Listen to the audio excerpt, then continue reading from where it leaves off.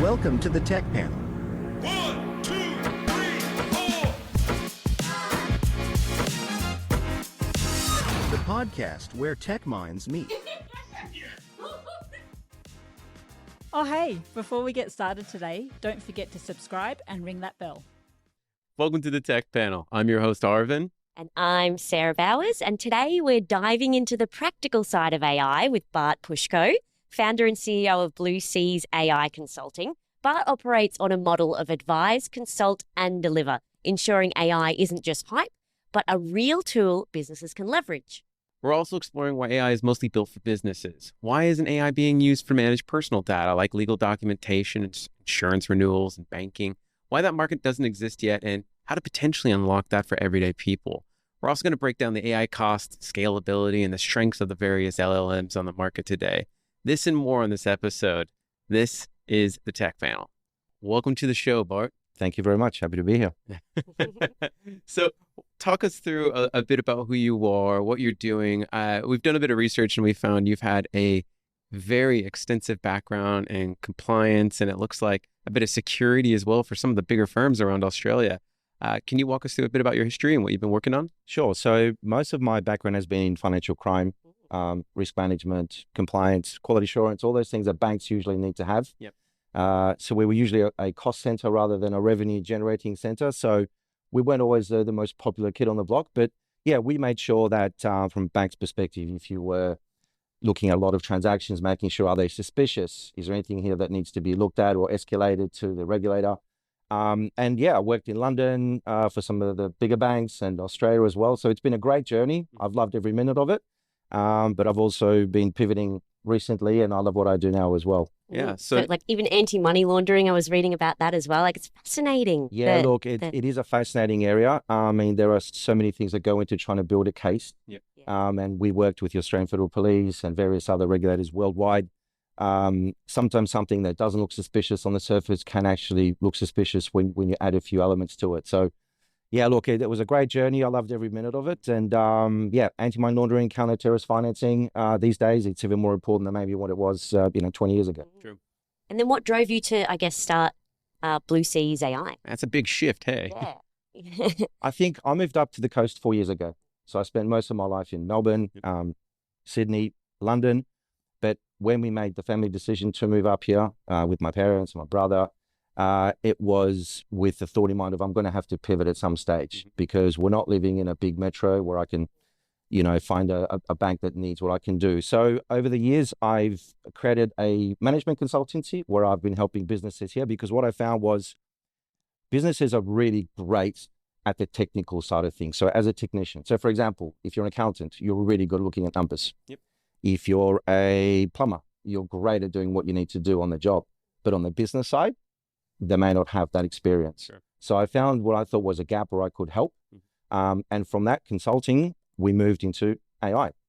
It's like, I guess it's what most consultants will need to move into, I think, to help, get businesses more efficient. It almost seems like if you're a consultant for a business, you will need to know how to implement AI tools, how to make that business, that company more efficient and streamline their processes. Absolutely. I think initially, if you look back 2.5 years ago before ChatGPT made a really big splash, AI was still around, but it was definitely not as prevalent as it was. And even if it was around, it was mostly for big tech-savvy companies that had a lot of money to spend. These days, you fast forward 2.5 years, and literally everybody can be using AI at a very low cost point and get pretty much instantaneous results, depending on how you use it, obviously. Yeah. And so, for example, your give me an example of a client. So you would go into the company, you would audit or do an assessment, you would consult on what their pain points are, what needs to improve, and then you've got a team that would develop that AI software for them and integrate that and hold their hands along the way on how to implement it? Yeah, great question, Sarah. So we're a two-in-one firm. So initially, we help consult, so we would go and do the AI readiness assessment. So where are you from these 5 key areas? So we would look at what I call STEP D, which is an acronym for your strategy, your tech currently, your ethics, your people, and your data. Look at those 5 things and give you an idea as to where you are. Are you ready? Do we need to work on some things beforehand? And we would start small. I'm finding a lot of my work these days is educating. It's cutting through the noise of what is essentially a really black box. How does this thing work? Is it safe? And so we try and make sure that, for example, a law firm, we're working with a potential client here, a well-known leading law firm on the Sunshine Coast that does a lot with email. And it's automating the replies. It's classifying the emails where they should go. It's making that sort of, menial work in a way, able to be automated. So we would always try and build in what I would think is super important is make it transparent. So we would build something that the client could get within a week or two, a demo, see how it's working. If it's something that is still, how does it coming out to this reply? How is it working this out? It's just helping the client be on the journey, because that makes a massive difference. It builds the trust in the technology and the credibility. I've had limited experience working with some legal firms and their adoptions of seemingly inconsequential, very rudimentary technologies. I'll use the example, DocuSign. All of us know it. We use it all the time. We sign everything. But I remember when it came out, and for years, actually, they were like, you can't use DocuSign. It is not valid. It is not going to be upheld in court. This is a useless technology. It does not apply to our field. What kind of frictions are you running into with something as complex and unknown as a technology like AI across an industry? Yeah, that's a great question, Arvin. I think a lot of the questions usually come from, what can this do for me? I've heard this buzzword, I'm getting a bit of FOMO. My competitors are probably using this. Yep. Do I need to jump on board? And I'm finding that it's just breaking down that FOMO. Okay, if you want to use AI, we need to sit down and work out how we're going to use this, because everything is really, really tailored. Yep. So the biggest friction points are generally around, what can this do? Is it going to impact my clients? Is it going to remove that human touch? Because as we know, we live in the 21st century where social media and a lot of tech is being used, whether good or bad. And so we're finding that even working with a potential nutritionist firm, they don't want to automate consultations with an AI, even though they could. They want to keep the human connection. So I guess the biggest friction points is, what's happening with my data? Is it going to be safe? Is it going to be used for trading and the next ChatGPT? And also, what can I get out of it? Because if I'm going to be spending money on this, what's my return on investment? Actually worth it. Yeah. And actually measuring that return on investment, how do you do that? So that's actually one of my favorite things to do, because it really opens up the client's eyes as to how this technology can work. So if you imagine, let's say we're going to help you automate emails, something that's fundamentally simple, and I think every business honestly should do. It's simple, it's quick, it's cost effective, and the impact is instantaneous. So if you spend, let's say, 3 or 4 hours a week replying to emails, because you get 50 website inquiries a week, because your business is growing and you're getting asked about your services, your costs, quotes, you could automate that. So let's say you go from 4 or 5 hours a week, or let's say 4 hours to make it easy, and the person doing this responding is being paid $50 an hour. So it's $200 a week effectively in human labor as a dollar figure. So over a month, it's $800. And 4 hours a week, over a month is 16 hours. It's literally 2 days that you could give back. So it's a matter of calculating the dollar figure in time, but also then saying, okay, that's one part of the equation, but what are you going to do with this time? Because if you now have 16 hours, let's say 2 days, that's a lot of time that you've gained from a simple automation. And if you can use that time for direct or indirect revenue generating activities, you could say, we're bringing an extra, $2,000-3,000 a month. Yeah. So you work out that combination of the $800 and then maybe $3,000-4,000, increased sales, let's say $5,000 a month is a cumulative sort of saving. So when you put it to a client that way, it's a lot easier for them to understand, this is where I could be. Yeah. And then it's a lot easier also to explain how it would work. And so I think that's key. And that does sound like quite an easy way to measure that. Like that's quite visible in terms of the hours saved and then those hours put towards, other revenue creating activities. That's kind of, that does make sense to me in terms of the ROI. Yes, and it's quite simple to do. Yeah. Anybody can do it. And I would literally start, and I keep saying this to a lot of my clients, start small. Find something that takes you 30 to 45 minutes to do, something that you either don't like doing, very menial, or you'd love to hand off to someone, but you're not sure who you can give it to. And focus on those things, and let's start small. Let's build the trust, the credibility, and then go from there. So you were talking about education. So you were talking about the main thing that you do is you go into a company and you educate them on how to use AI and all of that sort of thing. Are you then, the first steps is getting them used to using AI. For example, a product that's already out there like Copilot with emails, or a product that already exists, rather than you having to build something. Sure. Yeah. So as I mentioned before, we're a two-in-one firm. So we would come in, advise, and consult, and build that roadmap and do the AI readiness assessment. Yep. But then we would also build the solutions for you. So whether in-house or whether we would work with external collaborators. But absolutely. So for example, using this legal firm that we're hopefully going to be working with very, very shortly, we came in and said, there's a great little tool that can help you automate all of your client meetings, whether it's taking summaries of the meeting itself, creating actions, emailing it to all the participants, making it super, super smooth, and allowing you as a legal consultant to focus on the conversation with the client. And there's a couple of great tools out there. Fireflies is what I was recommending in this case. There's also otter.ai, and then there's many others as well. But absolutely off the shelf for those quick entry level, have a look, have it, dip your toe in the water, and then we can think about building something that's customized. Yeah, because there'll always be, that user, it's almost like a case study. They'll use that and they'll say, well, this worked in this, but we really would love it to do this. And we can build you something that does the best of that and the best of this, and we'll make it, specifically tailored to your needs. Exactly. Yeah. And it also works like a roadmap. If you think about automating automating meetings. So we're taking notes, we're sending them out to everybody. Everyone knows what to do by when. The next step could be, well, now we're getting all these emails. Can we think about automating them? And then you're slowly beginning to build layer upon layer of AI that is then allowing you to focus on the higher value tasks. And I guess to the point that Sarah's asking here, I guess the question, make this a little bit more pointed for you. Do you feel that your services are best leveraged early on in their experience of AI adoption, or do you feel that there's prerequisite skills that they must have?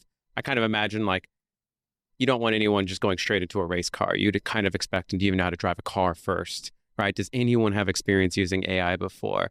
Or would your expectation to be when you work with these people be like, we'll take you from the ground up and teach you everything that you need to do? What does that journey look like for your average customer?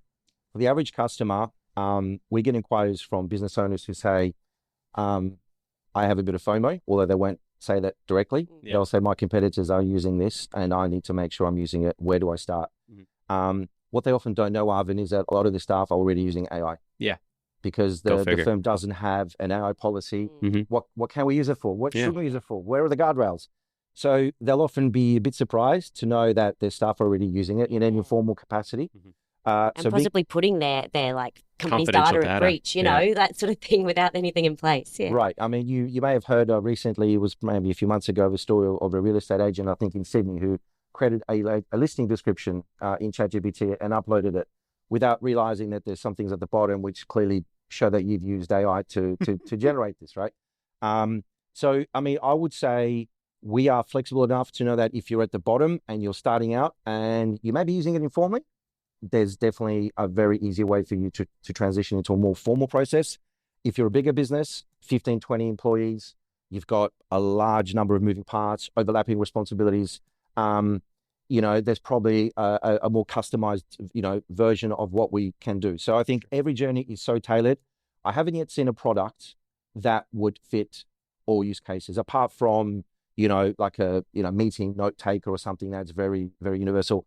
There's a lot of things out there that should be customized because everyone's got a different risk appetite.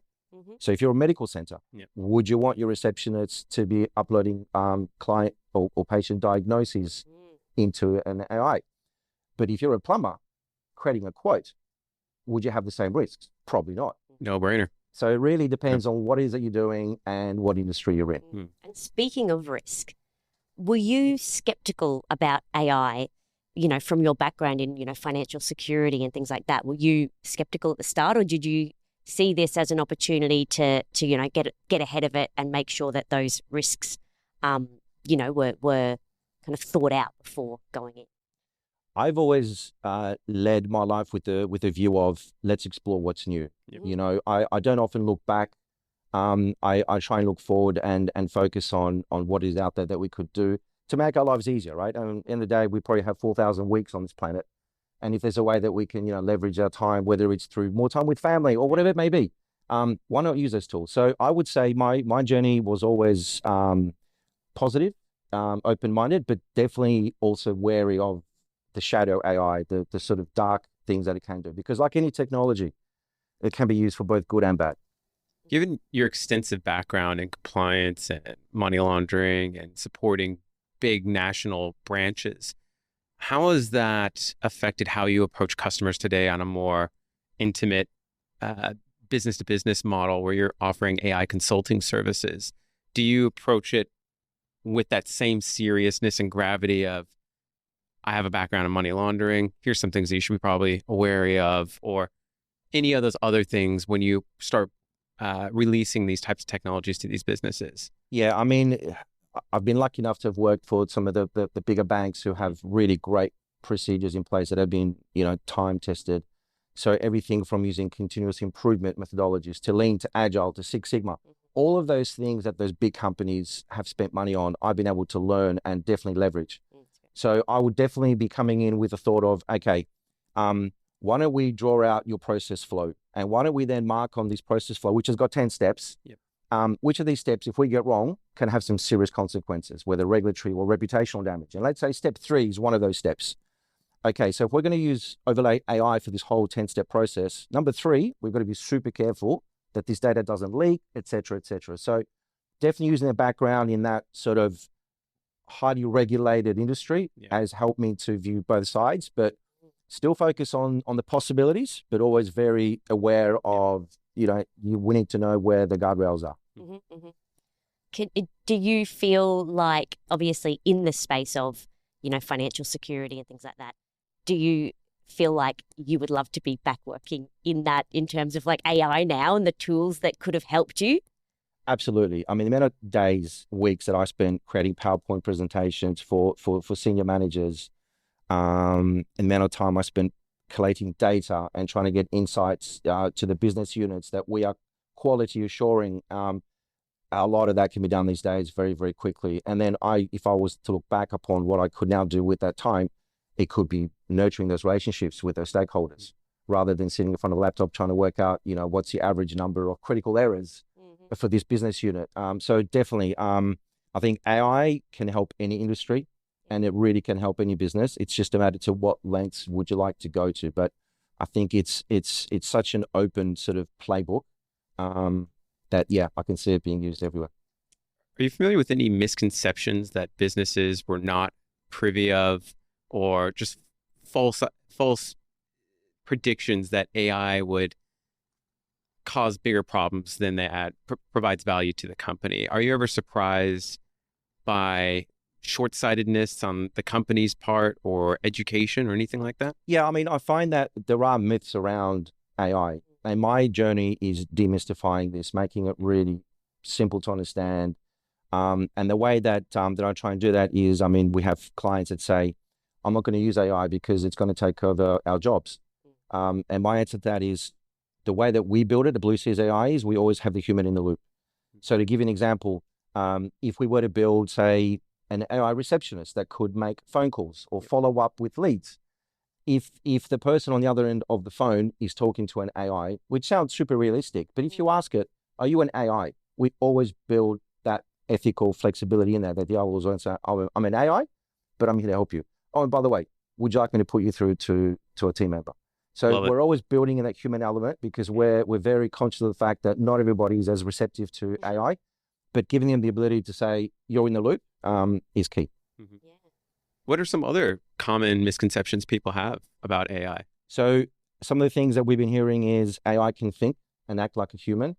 The truth of the matter is that AI is really good at reading patterns, and it's super at understanding patterns and joining intricate data points. It can't think. If we want to classify that as thinking, I wouldn't say it's thinking, it's more reasoning. Mm-hmm. So basically, you give an AI all of YouTube, read, transcribe, find me the most useful videos for me as an AI consultant, it can do that. Mm-hmm. But if you wanted to have a complex social interaction with me, nuanced decision-making, emotional IQ, no, it can't do that. So I do get asked a lot, is this only for large tech companies? Is it very expensive? And the answer is it really depends on your return on investment and your impact. But essentially breaking down the barriers of taking jobs only for big companies, and it can think. That's a large part of my journey of just dispelling those myths. Those myths. And then you touched on it there in terms of the expense of it. So say, for example, you're working with a smaller company that wants something that will, streamline your, for example, the law company who wanted to streamline their emails and all of that sort of thing. How much time/investment do they require to sort of set that up? So something like an email automation, depending on how many elements you build into it, could be a matter of a week up to 6 weeks. So if I can give you an example, Sarah. If you build something that will just say, all right, we're getting 50 website inquiries a week. They're all about, can we get a quote? What do you do? Can I book a consultation with you? That stuff is pretty simple. You can build 3 workflows that say, this is a question about booking a meeting. So the answer is going to be, hey, John, here's a discovery meeting link. Click, book a meeting. If it's a question about a quote, we would go back. The email would be created with the AI to say, what are you looking for? What's your budget? What is it you'd like this solution to do? And then the AI would understand the context, create the email with a quote, and then it would send that out. So doing that is not that difficult because it's following quite sort of set workflows. Where it gets a little bit more challenging is but obviously it can be done, is if the client says, this is great, Bart, but can we now get this email, the contact details, the actual context into a CRM? Sure, we can do that. And then can we now also do a follow-up? So can we get into a sales funnel that will then track the whole client journey? Absolutely. So I find it's almost like Lego. You start with Duplo bricks, the big blocks that we all play with as kids. And then you move on to Lego City, and then you move on to Lego Technics. But I would say it's anywhere from a week to 4, 5, 6 weeks. And we also test a lot because, as I mentioned before, we try and get a demo out to a client within a very short amount of time, and it's not perfect. It's a good idea to get a demo out and do that learning as you go. Yeah. It might be 60, 70% of the final outcome, but have them play with it. Because what I find also, Sarah, is that the client thinks it knows how this is going to be used. I think I know how it's going to be used, but when you roll that out, deploy it, you might find that people are using it very differently to what we expected. So being able to sort of view it from many angles means that lead time could be spent more on testing than other stuff. Yep. And financially, the financial kind of investment in something like that, let's say it is a 6-week, you've got the test and then you're rolling it out, you're working with them, on a weekly capacity of checking in and seeing how it's going. What are the investments kind of range from for something like that email sort of system? Sure. So something simple like an email automation that has got, let's say, 3 workflows. Yeah. It could be anywhere from $1,000 to $2,500. If you're then building out multiple modules onto it, it would probably be end up $2,500, maybe $3,000. But it depends because it really depends on the return on investment. Because if you're a small business, if you're a one-man plumber and you say to me, Bart, when I'm under your sink and I'm unscrewing leaking pipes, I can't answer the phone. So can I take my phone call? And I'll say yes. And if he turns over $150,000 a year, I need to understand that I need to charge him a suitable number that he can get a return on investment on. So in that case, it could be on the lower end. So I really always try and tailor it based on how complicated is it to build and what's the client. And the business. Yeah, and the return on investment. Yeah, that makes sense. That's interesting. What are some of the mistakes that you find people make most consistently when they're trying to release AI across the organization? What's the thing that you're finding like you can almost bank on people making this mistake first? Yeah, I think that the first one, Arvin, is that people, when they start using AI, if they haven't had the proper training on it, they'll start using it in ways that it hasn't been designed to do. So to give you an example, using that medical center example, we're going to be using a chat assistant. So we're going to build a chat assistant for you that is internally facing, which means that the staff in the medical center, whether they're doctors or receptionists, they can either quickly look up a client file or they can find out what is their policy on refunds. So they can just type in what's our policy on refunds and it'll give them information from a data source that's been uploaded internally, which is all about the medical center. Sure. But what you may find is that users may start getting that information that comes out, putting it into ChatGPT, and maybe doing things with that information that it wasn't built to do. So you could be inadvertently taking information out of what is a closed system and safe, copy and pasting into ChatGPT because you're trying to find something additional. And by doing that, you're or could be exposing yourself to having data that's leaking out that it shouldn't be. Or what else you could do is you could inadvertently start potentially using that information still internally, but you could then be actually disclosing information that you shouldn't be disclosing potentially. So, I mean, it really depends on, has the firm had the right training? Do they know what we can and can't use it for? But like I said, that really depends on business to business. Some businesses are quite laid back, as in, but we're just creating social media content. This is okay. It's not gonna, obviously we're not gonna create something that's reputationally damaging for us, but it's not gonna really be that dangerous. But if you're a lawyer and you're using it for a legal opinion, that's probably where you want to be a lot more careful. Sure. Yeah. I'm kind of imagining here the challenges that you're describing seem to be some of the more evident ones I think people are aware of. Is there anything that you believe that people are not aware of that is a looming risk that is growing as we start to increase our usage with AI? Yes, I think people will become too dependent on AI to the point of either not doing their job in the best way because they're giving everything to AI. And people will think AI is a silver bullet. It's not. Yep. AI is a great tool and it can definitely help, but it's not a silver bullet. And I think what I'm beginning to see is that people are thinking, well, this will be able to do this, this, and this, and this. And the answer is it probably can to a large extent, but you still want to have a human in the loop because at the end of the day, it's us who are using this tool. It shouldn't be the tool using us. And I think that there's a danger of people overstepping the mark and not being able to see this is the line in the sand. We shouldn't go over it. People that are tech savvy, could use AI in ways where it wasn't programmed to be done. And I'll give you an example. So a colleague of mine was telling me a story where someone had purchased or had built for them an AI chat assistant. And they didn't put any safety features around it, which meant that a bad actor came along, hijacked that chat assistant, took it to a different domain name, and started using it for free. And the reason that happened was because you need to be able to build little safeguards in place. Say, if this chat assistant is sitting on www.techpanel.com, it'll work. Yep. But if you take it off to another domain, it's going to stop working. And another example is if you try and copy and paste the whole of Britannica or Encyclopedia Britannica into a chat that you've got on your chat assistant, unless you've got safeguards in place, it'll read that whole encyclopedia and it'll cost you a fortune in tokens. So you need to be able to put little safeguards in place that will say, okay, if a user asks me something that's more than 4 or 5 sentences long, I'm going to ask them to make it more succinct. Sure. So using those simple things will always be able to obviously help as well. Is it also a risk, I guess you touched on it before, but, individuals in an organization using something like a ChatGPT and putting, company information at risk and things like that? Is that also a major risk?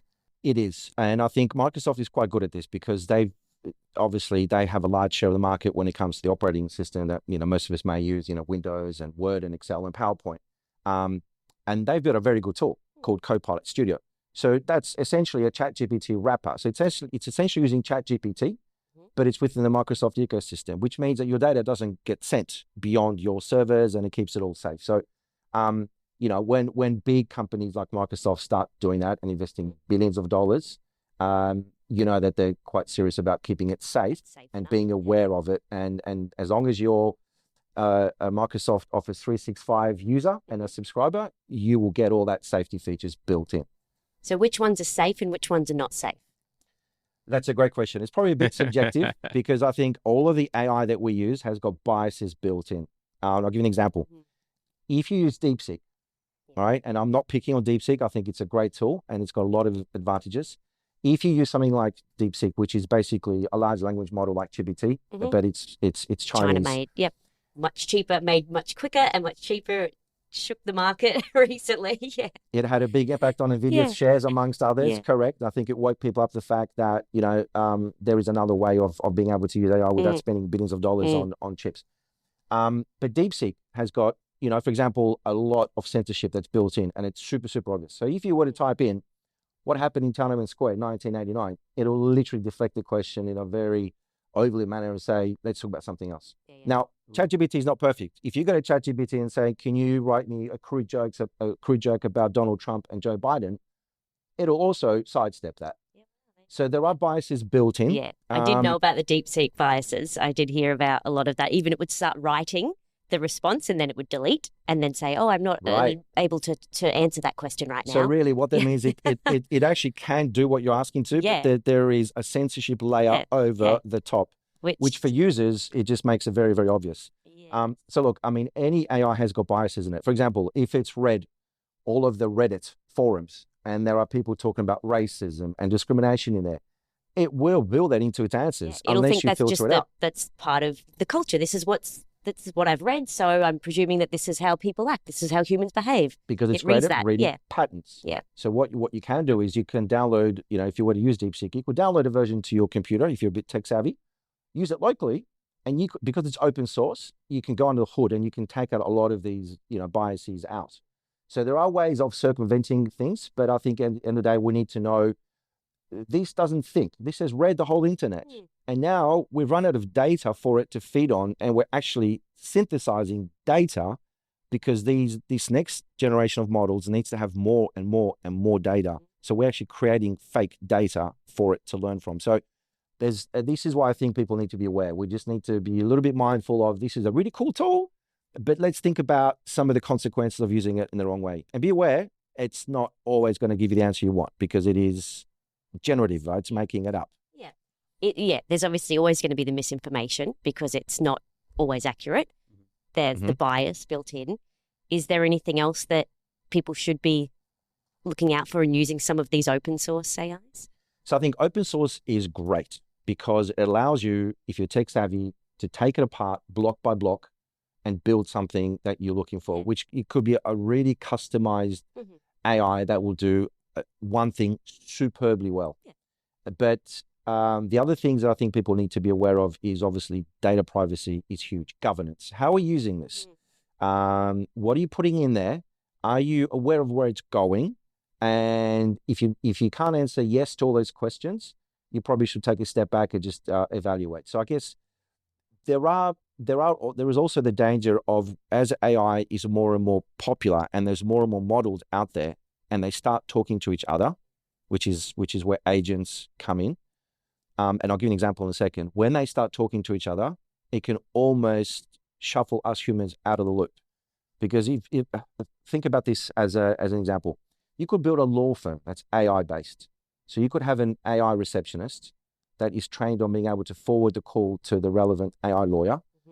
And you could have a bank of agents that are AI lawyers. You could have a specialist in IP law. You could have a specialist in contract law. Got a question coming So in. much you do. Thank you. We'll get to that in a minute.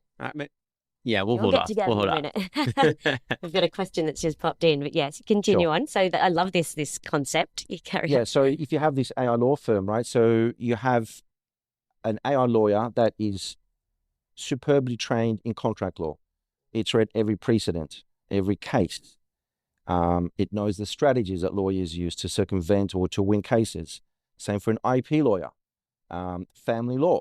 So you could build an AI law firm that will essentially be a team of AI agents. And not only will they be able to give legal advice based on everything that they've ever read that's publicly available, but they're also going to be able to critique each other. So you could build a sort of secondary layer before you go back to the client with a suggested legal opinion. A red team and a blue team, you're kind of like looking at it and assessing it and playing it off each other. Right. Interesting. And I mean, where I see then us as humans is we would be able to give this low-hanging general law cases to AI because it's simple enough that it's a black and white outcome. There's no real gray areas.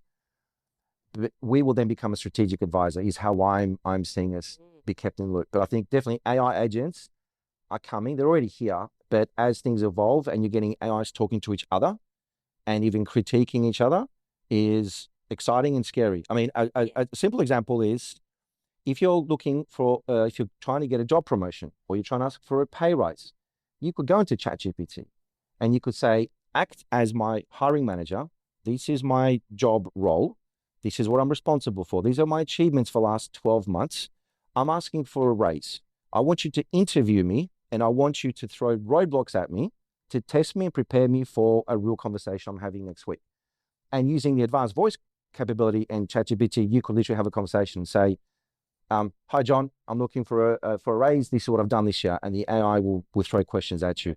So using that as an example of an agent is super cool. It's easy to do, and it's pretty safe, right? Currently exists, and yeah. Right. But it's just when you start chaining them together, that we need to be aware of where it's all going. Yeah, I'm always thinking, who's fact checking it? Who's the fact checker on that? Are they, I kind of wonder as well, like using that example about the lawyers, what's stopping me and how much do you think it would cost me? Let's say hypothetically, historically what I do, if I need legal advice, I need to go to a lawyer.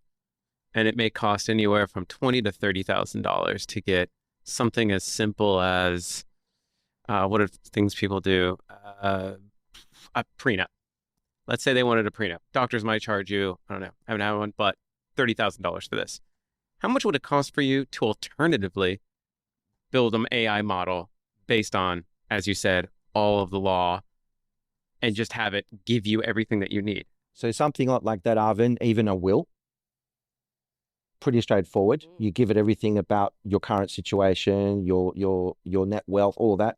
I've tried that. That doesn't work. on ChatGPT already? It won't do it on saying? It won't do ChatGPT. No, it says you need to speak to, it'll give you some very basic stuff and it says speak to legal advisor. So this is where if you have an open source large language model, like a DeepSeek or even Llama, there's small ones out there, you could open it up, replace some of the bits in there with what you're trying to do, and then you could put a wrapper around it, which is like a website, charge $100 a month, $50 per query. But I mean, it could really bring the price down from thousands of dollars to something that's literally double figures, triple figures for something that would normally take a long time, but it's got the experience that is built in. But forget the idea of building a business. Would you alternatively just do something like, let's say, hypothetically, I'm about to go into a divorce. I don't want to pay potentially $50,000 in lawyer fees. Maybe what I can do is just come to you and say, hey, help me build a lawyer so I can circumvent having to go through someone who may only have certain time for me, can't answer my questions whenever I need them, and every time I need something, I have to constantly get nickel and dime. Would you entertain the idea of just being like, let me build something based off of all the law? Yeah, I would, because on the one hand, you're offering a service that there is a need for, without a doubt. I mean, there's a demand that you're filling without a doubt. But also, you could build that with an existing legal firm already, because it could build this AI low-level hanging fruit that it goes and helps people out with. Yeah. But for the more strategic, more complex cases, it will then go to a human. Yeah. So absolutely, yeah, the answer is yes. I would say in your instance, if you want this, you build it for yourself, but you also then, as you said, put it on a website and charge $50 a, like, you make it a business. That's the thing I think the law would get in front of you and say you're not actually I think if you did that, you'd have a lot of lawyers coming for you that are saying you're giving out legal opinions and you're not qualified. And it would ask you to open up this black box of AI and understand how it's built, and that's not always easy to do. That's why I think it's almost a better hybrid option of going to a law firm and saying, hey, I can do this for you. But it doesn't have to be a law firm. It could be in an accountancy. Yeah. I mean, you could just as well build a CFO, a chief financial officer. You could build a strategic advisor for a large solar firm that is trying to expand from Brisbane into Melbourne or Sydney. And you could ask it to say, if we bring down the number of solar panels that we purchase from this supplier and start purchasing it from this supplier, what are some of the likely outcomes for us in 3, 4, 5 years' time?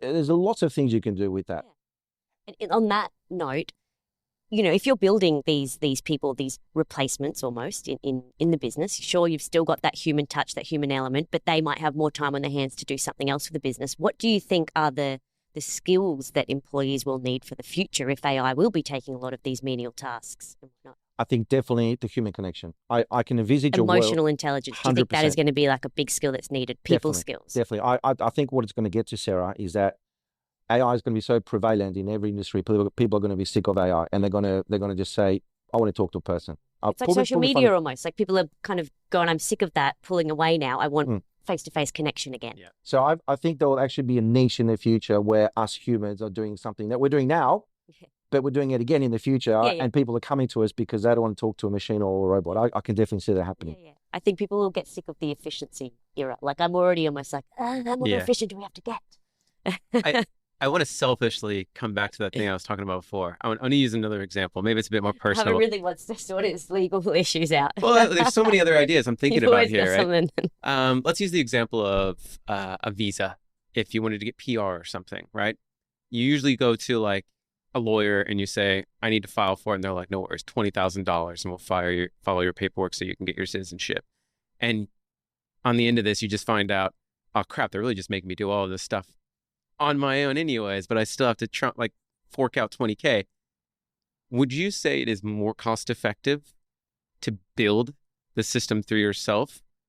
Maybe $5,000, $10,000, where instead of going to someone to just file paperwork for me, I can just put all the documents that need to get filled out and upload all of my historical documents in there, and it just does this stuff for me. You need to know that step. Okay. Yeah, so large language models are what says on the tin, language models. So we're talking ChatGPT, Google Gemini, Copilot. They're really good at understanding language. Less so with numbers, all right? So for something that requires understanding legal precedents, migration laws, visa types. So government knowledge that is usually probably not maybe public knowledge, or their little systems, that would be tricky, do you think? You could definitely do what you're suggesting. Yeah. I think where you'll find roadblocks, Arvin, is where you'll get a case that's complicated enough that it's got a lot of moving parts. And in that case, the AI may not have enough training data, because you won't find everything online. Unless you're doing this day to day and you're dealing with the government agencies and you know that the time frames, you know what they're going to ask for if you ask this question. Unless you know some of those, I guess, niche areas, I think you could build an AI that will get you 80% of the way. Which for a proof of concept or a minimum viable product could be more than enough. Sure. And you could even team up with an existing migration engine, which you would feed these complex cases to for a cut. I guess what I'm getting at here is I think maybe there's a unique opportunity that people are not considering, maybe even yourself. Maybe it doesn't have to be a business case, right? Like where someone wants to start a business and market it and sell it and have to deal with, like they said, the legal compliance issues, right? Maybe someone just knows I'm going to have legal challenges at some stage in my life. Or an issue that they want to solve personally for them, but they don't want to start a business. Yeah, that's exactly right. Do you think there's an opportunity for a business model for people that just want to solve personal things? Maybe perfect one for me would be like, what if I just want to create one that just learned everything about me? It knows my social security. It's got all my birthday. It's got all my travel history. It's got all my vaccinations. And I'm just like, if I ever need something and I got a document I need to fill out by the government says, these are all the things you need to know, I could just paste that document in there and say, fill this out. You could. It's almost like having a second brain that walks around like that with you. agentic AI. Isn't that sort of what they're working towards? Having that assistant that is as personalized for you. Yeah. And it doesn't have to be work-wise. It can just be for your personal life. Because I rarely hear about I honestly think everyone is going to have at some stage multiple agents. Yeah. And I'll give you an example. At the moment, and this is very new technology and it's still super buggy, but ChatGPT or OpenAI has this tool called Operator, which essentially you could write, I'd like you to book me a flight to Melbourne next Saturday morning between 9 and 10 a.m. I like an aisle seat. I don't want to pay more than $350, and I like a vegetarian meal. And it'll literally, you'll see it going to the Qantas website, the Webjet website, or Jetstar. You will see it comparing prices, and you have to be logged into those websites for it to obviously be authenticated by you. But it'll go ahead and book it for you, which is super cool. So if you can imagine looking for a house, you don't have to go through listings upon listings. You could get an AI to literally say, this is specifically what I'm looking for. And as it looks through the photos of the listings, you could say, this lounge room is too small for what you're looking for. So don't even bother looking at that house next Saturday. Save your time. And it can really narrow down a lot of what you're doing. But if you haven't, imagine you've got that intern that's sitting next to you. It could understand a lot about you. Yes, absolutely. But you could use it for more than just about me. You could use it to say, I'm in a stage of my life where I want to move from here to here, whether that's personal, career, financial, family, whatever it may be. What can you help me with? What have others done in my field that has helped them? or has stopped them from reaching their goals? Is it a limiting belief I have, or is it a limiting technical skill set? And it can help you understand that, and it can help you create, a roadmap or brainstorming to help you get to where you want to be. So there's so many use cases for this. I'll give you an example. There's a psychologist who is creating schema reports. So a schema report is essentially a report all about our personal values, our biases, our fears. It's a very personal document. But when you go and see a psychologist, he or she will create that about you, because they'll form a diagnosis to help you using that information about you. And there's a psychologist who has created a custom GPT little app that he's put behind a paywall, which has got the knowledge base of you are a psychologist who will be able to interpret schema reports. He's given it examples of schema reports, what they look like, how to interpret the results. And he's using it with other psychologists who are uploading data and getting results. This client or this patient is in this bracket, we can help him in such and such a way. And that's just a very easy thing to do for a lot of us. So I think definitely the limit, well, it's unlimitless really what we can do. It really depends on our own mindset. Like using myself as an example, I know for a fact that I'm at the stage of my journey where I want to scale this business to be X in 2 or 3 years' time. And I have a team with me, but what can I do to leverage what's out there already to help me get to where I want to be? And it's not always correct, but it's definitely a great starting point. I love that you touched on it there as well, almost that self-help AI. I think that's a really interesting sort of area in terms of the personal development. Yeah, a lot of people are using it for, efficiencies and business and, cutting down my time in emails and just making life that little bit easier. But I think there's got to be something with that self-help and that mental health sort of aspect, because that's such a huge problem that everyone's facing. There's a really interesting movie. It's about 12 years old now. It's called Her. Oh, yeah. I like that one. I mean, and that's both interesting and scary at the same time, right? It's about a guy falling in love with an AI, right? Bot, because he or she or it understands him, emotionally. Better than any other person. Yeah. Interesting concept. And there's already a website like character.ai where you could have a conversation with Elon Musk or Richard Branson or, Eisenhower from the Second World War, those historical figures that people are programmed to try and emulate their personality. And so... because there's enough public data on their personality out there. That's another way of using AI in a more sort of humorous way. Yeah. I did see that there was one, I can't remember, I think it might have been called Friend, something, and it was a wearable, and it listens to every single conversation you have, and it learns all about you, and then Still you want that as well. act with it as a friend. It's I think a Brisbane developer has developed that. Young guy sort of just out of uni is working on that, and he was using it to hopefully help people with mental health issues. If they're isolation or they're feeling lonely, they've got this friend. But I was like, it just creates so many ethical issues of is that any better? Are they going to be more isolated? It's not a real friend. And imagine if they're having a very confidential discussion with their mum or dad. Yeah. Do you really want that AI recording that conversation? But that's part of getting to know you. And that was the whole thing. It's very interesting to talk about that. Give me realistic ideas here. Like for the average person out there who wants to build something like this, you obviously work exactly in this field. If someone was like, I want my own personal AI thing that's not teaching the rest of the AI world. It's just my data set stored for me, curated and everything. What would it take for you what would it cost for you on average to scope something like that out and build it for? It wouldn't be a lot, Arvin. It could be a couple $1,000s. It's basically time. It's time. It's not really the money, it's the time, because it's the time that you put into the brainstorming, the proof of concept, getting the pilot out. I mean, you have to put a dollar figure on it because your time is obviously worth a lot as well. But look, you could build something that could. So a caveat here is I wouldn't be thinking this would be a good idea for kids. Is where I'll start from. So if you're an 11-year-old boy and you want to learn how to be more successful with girls, or if you want to learn about how to not having to do homework every day of the week, no. But if you're a grown adult who is thinking, okay, I'm 25 years old. My life looks like this. And I would love to be in 3 or 4 years' time in this, whether it's a different career trajectory. Okay. What are the steps that you recommend I take? What are the steps that people who are my age with my demographics doing. I mean, you might find that people in a different country are trying something different than what you're doing, and there's already a shortcut there as well. So I think it's a great idea. This personal development sort of AI. It really depends on where you also draw the sort of line in the sand, because this can go a lot further than what you're expecting. It might tell you, listen, but you're trying to lose weight. Why are you having this yogurt at 3 a.m.? You know, do you want it to know everything about you? Do you want it to go that far? Do you want to be constantly critiquing and improving? Do you want to and be constantly monitored? Because it can do that.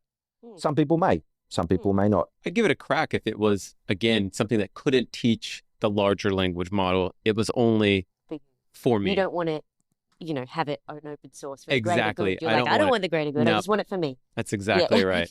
Yeah, I think it's super, super exciting because you can already download, like say a DeepSeek or an open source model that then doesn't send your data to the World Wide Web. Interesting, right? So you could already do that. So if you can, and you can already have on-device AI. So you could already download some small LLMs like a Llama from Meta, for example, which is small enough to fit on your mobile phone. Okay. So if you're then walking and having a walk and you have a great idea about something that you've just seen or something that's inspired you, you could talk into this AI who could then create a program for you to do that or help you. Yeah, interesting. So what are some of the ones that already exist? So you mentioned Llama from Meta. Yeah, so Google Gemini Flash 2.0, I think, is a great tool. And I'll tell you why. It's because the amount of detail that it gives, I think in some cases, is better than your ChatGPTs and your DeepSeek. So I did this experiment recently. I put a prompt in to say, I'd like to create a marketing plan for the next 3 months. This is what I do. These are my objectives, ChatGPT was okay, but it was pretty general and pretty generic. DeepSeek was, what I liked about DeepSeek, it gave a lot of its reasoning. So it actually showed me how it was thinking in inverted commas, right? Because isn't that part of their, some of their legislation or the laws around DeepSeek and in China that you have to show the transparency of the source? There's something about that in there from DeepSeek. I wasn't aware of that, but yeah, I think there's something in there where you've got to it's got to be traceable. Whereas I don't think OpenAI has got that traceability. No. So maybe that's why it's giving you the sources or where it came from. Yeah. Anyway. Carry on. So, for example, you put the same prompt into ChatGPT, and depending which model you use, because there's what's called your normal transformer models, which is like your ChatGPT 3.5 and 4.0, which is super, super cool. But then you've got your reasoning models, which actually then take more time to get to the answer you want. So using that O1 model, which is that reasoning model in OpenAI, it said, I'm thinking, and it said, I'm analyzing, I'm creating. But it didn't give you that really cool reasoning workflow output that DeepSeek did. And then I tried it with Gemini Flash 2.0. And the results were much better because rather than saying, Bart, you're at the stage of your journey where you need to build social collateral and you need to build trust and credibility. It actually said, this is how you can do it. And these are tested methods that AI consultants have used, which I thought was pretty cool. So Google Gemini 2.0. Obviously, everyone knows about ChatGPT. Copilot is good as well. It's Microsoft it's only embedded in their Microsoft suite, correct? It only kind of use it across that. Yeah. Llama's great. I mean, Mr. Musk has now come out with his own, AI called Grok, which is coming leaps and bounds. Claude is really good because Claude is by a company called Anthropic, but Claude is great. Oh, yeah, I know of Anthropic. Yeah, because Claude gives you very human-like responses that don't sound AI generated. And Claude's got this tool called, not called Canvas, it's called Artifacts. And it breaks your screen into two. So if you're writing on the left and you're saying, can you create a workflow for me or a process map for a legal firm? This is what they do. On the right, in the artifact section, it'll start creating a visual interpretation of that workflow. Cool. So that's really cool. And you can download that. You can already open source that you can just use. Yeah, and that's super, super cool. So rather than just getting text, you're actually getting a visual representation. Something else that's really great, and I can't, I guess, overestimate enough, is Notebook LM. Notebook LM is a free tool by Google. And what it does, it's basically a research assistant, but it's really great because it's grounded, which means it doesn't hallucinate, it doesn't get to the World Wide Web. And a great example of it is this. Let's say that that you're looking to compare how well your business is doing compared to your competitors. And SEO, for example, let's keep it simple. you've managed to get some data for your own sort of metrics, and you've got data from your competitors' metrics from maybe websites like SEMrush or other sort of SEO tools, right? Which show you how much a company's paying for clicks and all that sort of stuff. If you put this all into Notebook LM, it will only use those sources that you've given it to ask or answer your questions. Right. It won't go out to the World Wide Web. It won't make stuff up. It won't hallucinate. And it's a great version of what's called a RAG, which just it retrieves information for you, no biases, because it's literally taking what you've got in there. And so ways of using that is, for example, hey, I've got this long legal document I've got to read. Can you summarize it for me? Oh, and by the way, I need it to go into this sort of template because it's for a client file that's got this sort of case. And it'll just do that for you. It's just super good at using a grounded approach. And it's just fantastic at doing that. So Notebook LM is great. That could be good for, like, say, a small startup where you just give it access to your files, your company files. So it's only looking at, Correct. that small. I thought they could all do that. If you purchase a business license, then it doesn't look at the broader ecosystem. It can still, but it will hallucinate. Yeah. So, I mean, if you've ever used ChatGPT, especially in its early days, you may have come across that it's giving you an answer and it's referenced something. Well, first of all, it didn't reference anything, right? Now it's referencing, but it might tell you something like, this is from an article written by John Smith on Telegraph. And you read that article and it's not written that. The article doesn't exist. John Smith doesn't exist. There's never been a reporter for the Telegraph. So it can do that. And it's so persuasive that when you're reading it, you don't question it. Whereas Notebook LM is great because it won't do that. And it's one of the few tools that are just really great at doing that without having to build it yourself. Yes, that's almost like a small build it yourself, because you're saying, hey, I need this, I want this, but only look at this.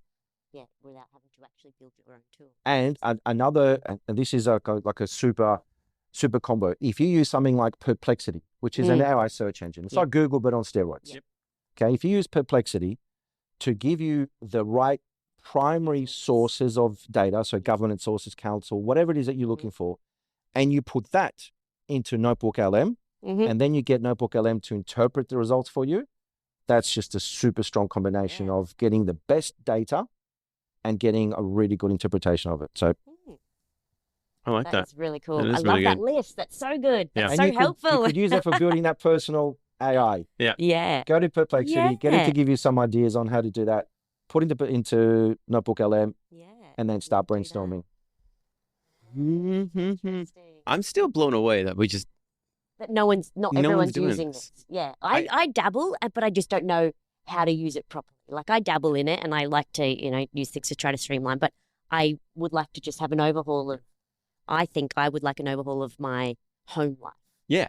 Like absolutely. the home life overhaul. And I have asked, Gemini, because I was like, can I link everything together in my home? Can I make sure that this calendar's talking to that and my bills are added and all of that sort of thing? And that there wasn't really anything out there that could do it, but I was like, well, maybe I can use something like this. Well, that's way more advanced than what I was thinking. I really just want to streamline my life. The connection is hard. But you know what's, I mean, just thinking of what you said, Sarah, something even like, and this is going to apply to a lot of people and myself included, a budget. People don't like doing budgets, right? It's a boring, menial thing, having to upload receipts, having to do all that. I mean, there's nothing stopping us from building like a personal financial assistant without spending hundreds of dollars per hour.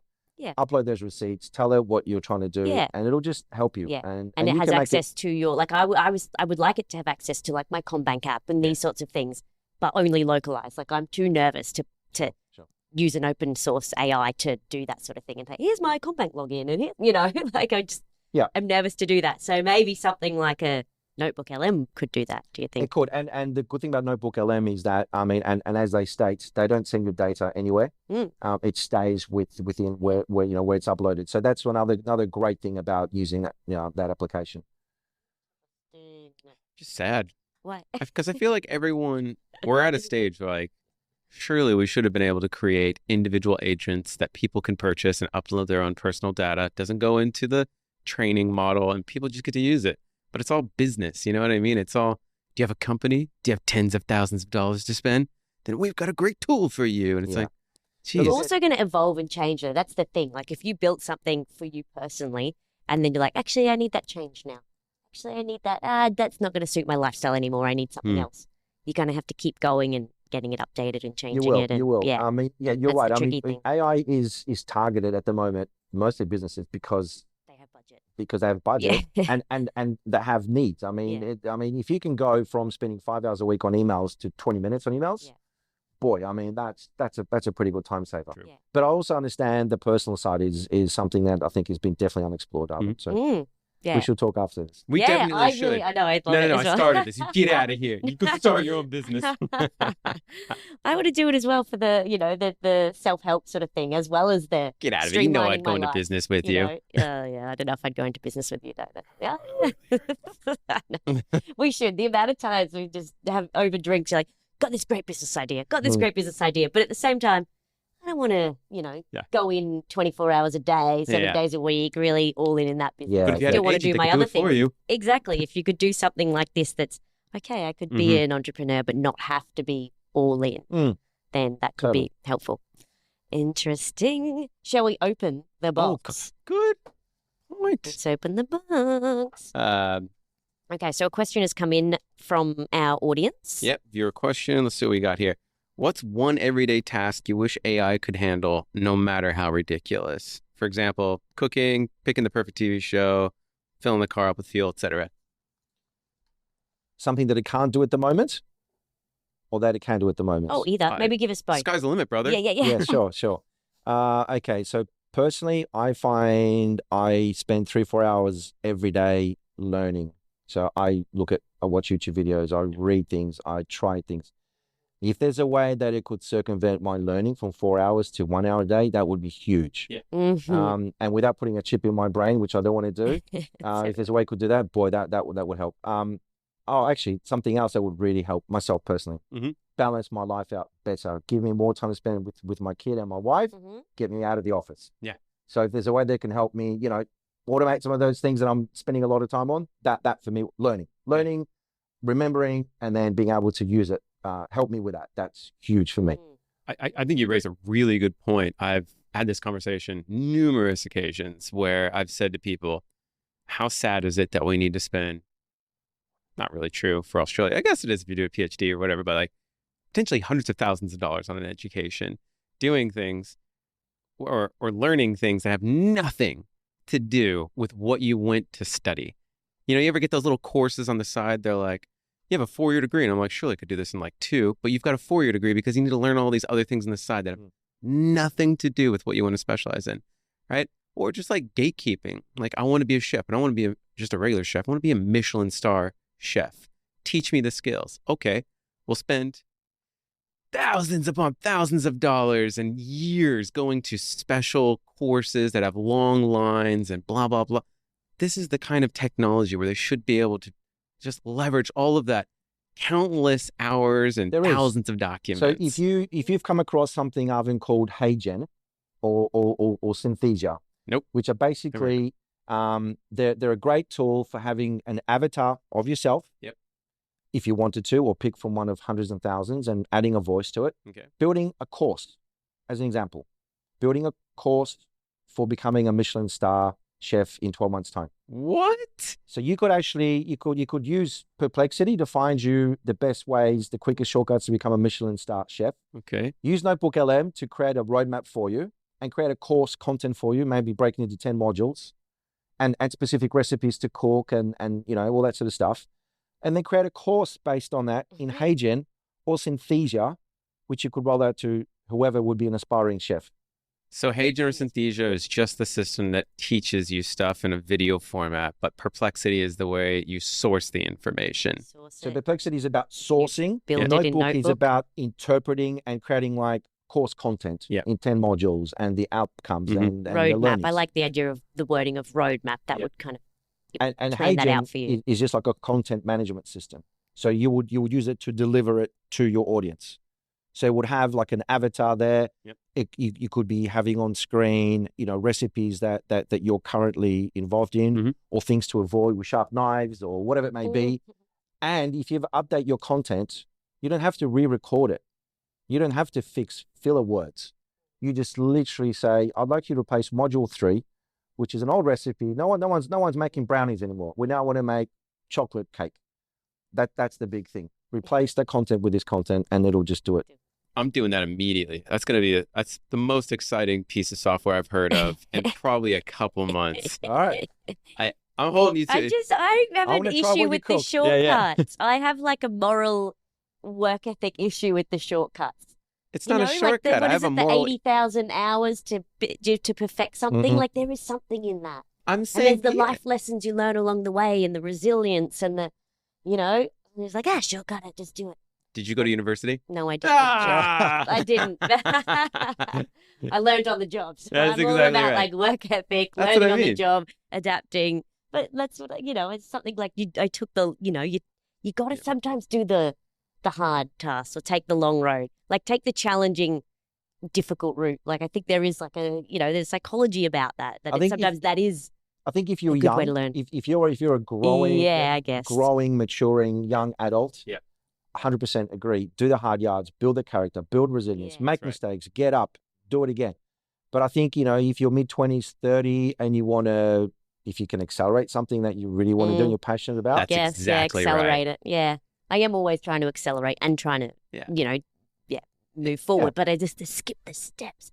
Something about it just but you don't have gets to. me. You don't have to skip Yeah, this yeah. era. You You could just do them in a very short It's amount of shorter. time. Yeah, You're yeah. not necessarily skipping. Well, I do. I do like listening to the shortened down versions of audiobooks and things like that because Right. I'm like I can't read that whole book. I don't have time, so I'll just listen to the shortened version of it, or I'll just get my knowledge in bite-sized pieces and that sort of thing. So I am on the same train. And you know with what? that. I reckon that there is so much tech out there that our time could be used in so many different ways. We are just overwhelmed with all this stuff Yeah. coming We really out. are. Right? Yeah. If there's a way to sort of see through that noise, whether it's using AI or using the audiobook summaries or becoming a Michelin star chef in a year's time rather than 5 or 6, Yeah. why not? Do it. But and then the moral, I guess, issue there as well, or the ethical issue as well, is what do you do with that spare time? It would be great if you spend it with your family and friends. It's that what balance means to you. Like as long as you're, saving time somewhere but using it for good. This is an example, and this is a business example that translates into a personal example. So there's a potential client that we're talking to that the operations manager there is she's so overwhelmed with everything that she needs to do that she spends her weekends doing the social media, doing Google reviews, all of those things, right? And she said to me, if we can automate this, I can spend time with my kids. I mean, how do you put a price on that? You can't. I mean, that's huge. I couldn't agree more. I think there's tons of ways. I'm going to beat this chef analogy to trim the fat. Love it. And just improve our lives. Improvement is that's it. Yeah, I do. I am all for that. I think surprisingly, like Wikipedia is the example I want to leverage here, right? It's non-for-profit, as far as I recall. Like it relies on donations from people. It's an online encyclopedia that teaches you all these things, but it's photos, very dated photos in most examples, and text, right? It's one of my favorite ever resources that was ever designed for the internet, and I have a strong suspicion it won't be here in a couple more years because AI is going to decimate that arena. Like, why would I go to this area and have to read a whole article when I can specifically ask, I'm looking for this particular area, educate me on that, right? I just think someone needs to be thinking more about how do we create the next version of Wikipedia, which is just education. And it should be a resource that's available to everyone out there. And maybe we can all continue the mission of building collectively on it for free.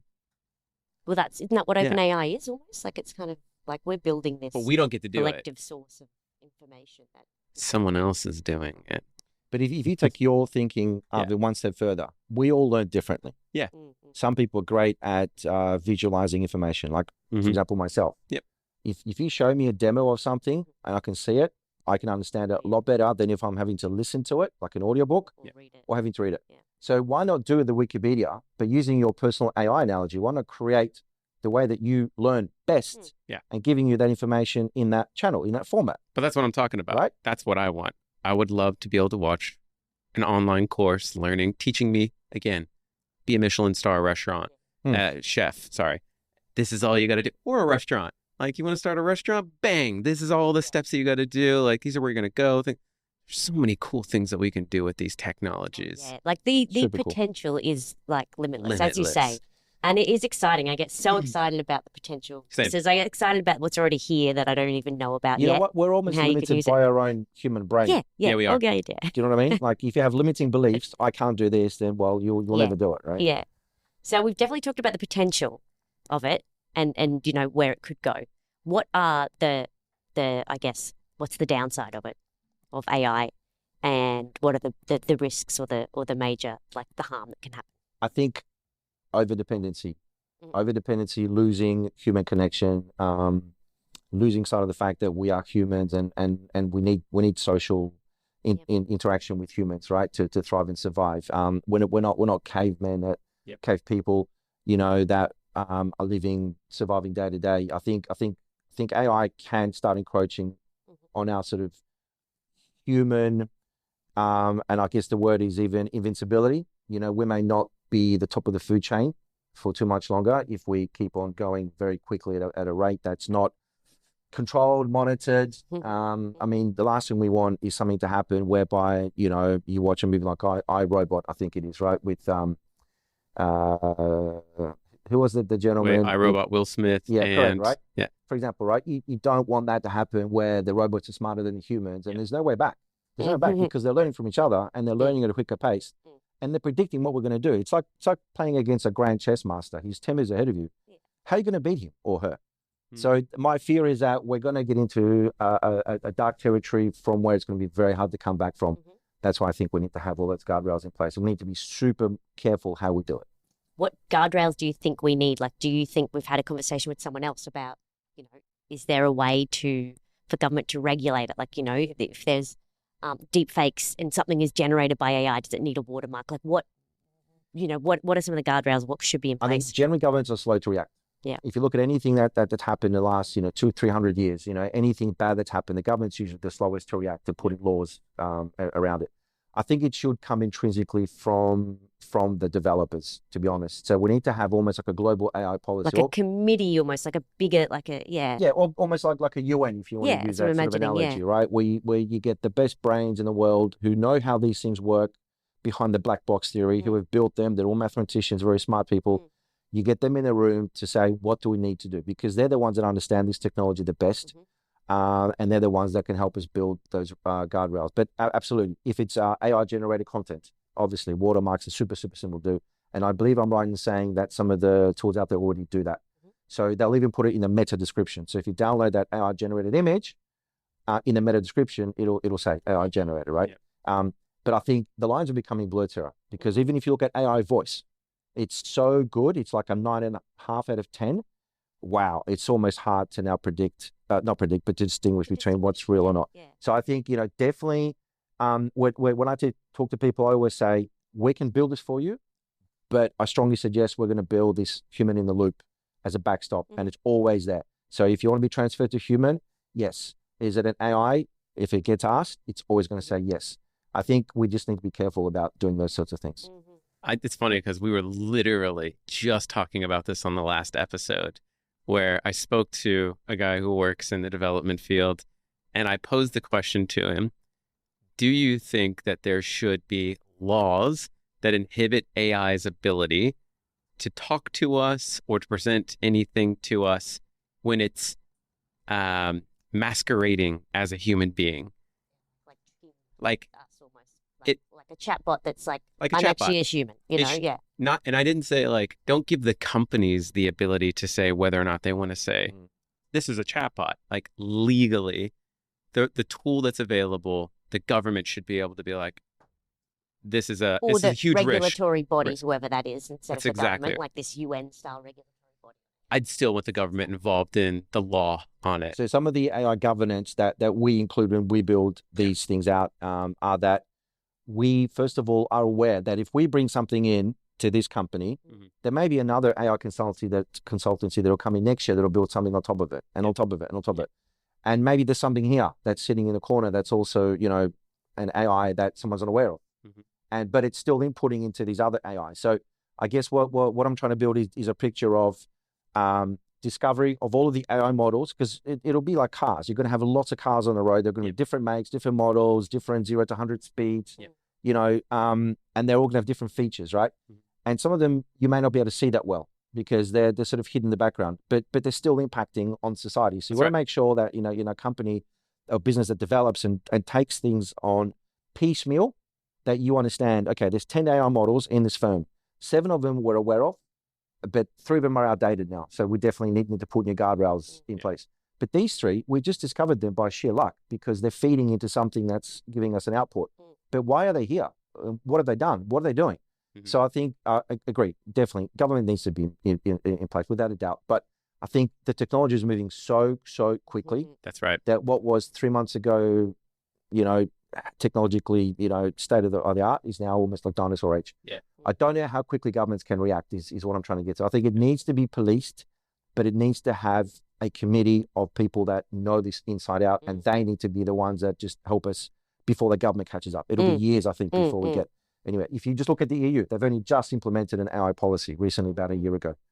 And it's super restrictive. And for example, the US is not happy to accept it. And they said, well, we're not going to do it that way because you're restricting innovation.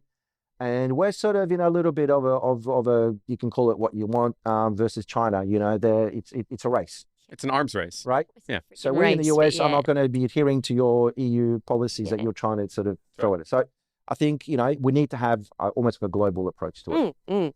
Easy to say, hard to do. Yeah. Was OpenAI supposed to be like this not-for-profit, greater good sort of knowledge sharing organization? Like, weren't they supposed to be the sort of, you know, we are going to be that regulatory body. We're going to be that. The name suggests it as well. Yes. Right? Yeah. Well, they didn't want to be a regulatory though. Monetized it and profiting, and it's just. I just think that they've seen the scope and they've just seen the possibilities, and now they're part of this global Stargate project of $500 billion worth within the US. I think look, I mean, I don't want to sound controversial, but I think, you know, they had a very good mandate to start off with, and it sort of changed into a profit making down the line. Well, you need to after you grow for a certain period. If you did have even AI agents, to go back to that are there to monitor other AI models, that's one way of doing something quickly that'll at least give us a little bit of transparency, but it's not the solution, I don't think. And I can see you're not convinced by that either. I don't know. I just feel like pessimist. No, I just feel like if you've got an AI agent, like, who's to say that AI agent isn't corrupt and they're like not doing their job? Who's to say a human being is? I know exactly, but that's why if you have a delegate of people from different areas, have a delegate they of different usually keep agents. each other accountable and whatnot. I don't know. That's kind of a theory. Well, it's like Meta now saying, "Hey, we're not having fact checkers anymore." Yeah. You know, we're just going to fact check ourselves. It's like, how is this? I just feel like the easy way to do that would be to employ agents from different companies with competing interests, right? If they are all able to audit at once, now you have a system where they're all looking at facts. Yeah. They all have competing interests, so they wouldn't want one to get an edge. It's like the delicate. It's like the, you know. But they're like not that, limited by human capacity to make errors like we do or be corrupt. And it's probably the quickest way to do, because by the time governments come agree on a round to policy and come round to it, right? And then elect all the officials. It sounds so annoying. Trump would have definitely shaved a little bit off the top of that department. He would. And look, and the fact it's, like I said, it's moving so quickly. It's so hard to put a line in the sand because the wave comes along and washes it out, and you're starting again from scratch. So the sooner the better, which is, like I said, what we do at Blue Seas AI is just make sure we're always telling clients, this is what it's good for. This is what you shouldn't use it for. Be aware of it. Education is always a number one with anything new. Number one. And prevention is better than cure, right? Yep. And having those guardrails in place, I love that. And I definitely think that there needs to be more of that in terms of at the speed of which it's growing. It feels like AI education probably should be one of those things that parents should be taking on as a responsibility to educate themselves so they can begin educating their children. Because no one else is going to educate these kids. They're going to have to find out like we did when we were younger, when we had the internet, just by doing. And that was a messy, highly gray area when we grew up with the internet. Like, there was no rules back then. So there's no rules right now with GPT. It's almost like if you were to have your first cigarette behind the school shed Yeah. Your parents would probably want you to have it with them or your first beer or whatnot. That's right. Yeah. So if you're going to be using ChatGPT for homework, Mhm. you probably want your parents to be aware of what you're doing because, you know, my son's 11.5 years old and there's no way in the world that he'll be using anything that's AI related for homework. Yeah. You know, he's at the age where he needs to learn Yeah. That's right. and it's got to come, you know, intrinsically in hard work and, you know, whatever it may be, tantrums. Yeah. You're not using AI because that's not what it's there for. So 100% agree. Parents, Yeah. social media is the same, right? Yeah, exactly the same. I was about to use the social media example. You know. I'm sadly just thinking right now, we're going to lose a generation of people who worked their hardest to never have anything to do with technology. And I just think they're not going to be able to grow into a world where you can just skirt around this stuff anymore. This is just going to become too big. Are you saying like the off-gridders, the people that just want to like avoid technology altogether? Is that what you're talking about? Or Not off-gridders, that's a bit more extreme, but like people that are like, just like parents, they're like, I don't care about technology. That's just not my thing. Like, you can't do that anymore. Like, if you're raising it's part kids of life. today, You have to know about you it. gotta you've know got to what's have a basic happening knowledge. now. Yeah. Yeah, it's too risky out there right now to just play dumb And raising children. I think, you know, even if those kids grow up and they leave the household and they leave the roost, Mm. they're going to be thrown into this world where all of this is BAU, it's business as usual. Yeah, Yeah. that's exactly right. Mm. Yeah. Well, we are definitely at time. You want to ask the question, Sarah? Oh, well, we've already answered it. I guess the question that we always ask each guest is, what is the one piece of, I guess, software or technology that you couldn't live without, either in business or personal? You could give us both. I mean, you've listed a great amount, but what for you personally, what couldn't you live without? So I think for me, it's more of an approach. Mm. It's not necessarily Okay. a bit of code or software because there's so many things out there. No, we need a piece of technology for this All question. All right, No, you do I'll both. try. Do both. Tell us the. Yeah. Okay, I will. So, yeah, the approach that I've taken from day one of building Blue Seas AI was to make sure that it's systemized without me being a key dependency, Mhm. which is super important because through my background of working for these large organizations, at various approval processes, there are key dependencies and there are roadblocks of people that just aren't there to do what they need to do when you need them to do so. So I built this company to say, right, as it's scaling and as my time becomes more and more limited, it's got to be able to do things on its own. Yeah. So an example of where technology comes in is a CRM. So I wasn't able to find something out there that did what I wanted it to do. So I built something from scratch in Airtable. And Airtable is basically like a really cool Excel on steroids, which just helps you connect with other bits of apps. So yeah, building a CRM basically allows me that if someone goes to my website, they use my chat assistant and they interact with it, takes their name, their email address, goes into the CRM, creates a follow-up for me, creates a summary of what they said, and I can quickly just go, all right, today's Monday, these 3 people were on the chat assistant yesterday, they're asking about this. Yeah. And I can either pick up the phone and already the introduction is more sort of personalized because I know a bit more about them, or I can send them a quick email and I know exactly what it is they're looking for. And it just circumvents that sort of initial roadblock to my staff not being able to do what they need to do. That's awesome. Yeah, I love that. And if something comes through at night or any time of the day, that kind of helps if you were scaling globally as well. Like that's just perfect. And a perfect use case for this, and I was talking to a real estate agent about this. If someone's watching maths, right, and they've got their laptop out, they're looking at houses because they want to buy a house on the Sunshine Coast, right?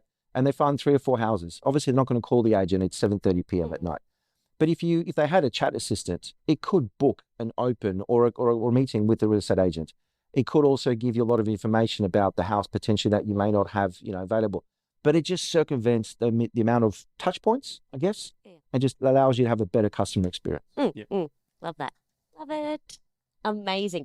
I could chat to you all day. Seriously, this has Honestly, been really fun. We'd love to have you on again another I'd love day to for come back. more chats because we just went off on tangents and I've got so many questions, but I love it, love it, love it. And I love the practical knowledge that you're sharing with us as well. So I really appreciate, listing, some of the applications out there that we can use and the amount that you've shared with us is really problem. appreciated. I loved I'm it. definitely looking to HeyGen immediately, and I'm going to look at it with Notebook Notebook LM. LM. Mm-hmm. All right. And then in a year's time, we'll show you what Arvin and I have created. Yeah, that's exactly and it'll right. probably be very helpful for everyone. I'll be pitching it back to you. Do you need a personal Yeah. assistant? I have a feeling that you'll invite us over for your Michelin star dinner. Yeah. that's Also, exactly I'm right. waiting for this dinner as well. Oh, Arvin in the kitchen, you're so messy. He uses like every single pot and pan, and I'm like, God damn it, Arvin. What do you mean? We're not. No one makes food and thinks to themselves like, "Oh, it's just gonna be an amazing clean kitchen." You don't care. You're a customer Yeah, at I this guess restaurant. so. Just Okay. eat the food. Anyway, I'll eat it. I'll eat there, but I won't be cleaning up. Yeah, Sounds none good. at all. Bart, Anyway, but absolute awesome. pleasure. Thank you so much for joining us on the tech Thank you, panel, Sarah. and we hope to chat to you soon. Thank you. Thank Cheers. you, Alvin. Great to be here. Cheers, mate. Megan, don't forget to subscribe and hit that bell, and we'll see you in the next episode. Thanks for tuning in to the Tech Panel. If you like what you heard, make sure to subscribe on YouTube and follow us on TikTok, Instagram, Facebook, and LinkedIn to stay connected. A big thank you to our major sponsor, TraffTrack, for powering today's episode, and join us again on the next episode of the Tech Panel, where tech minds meet.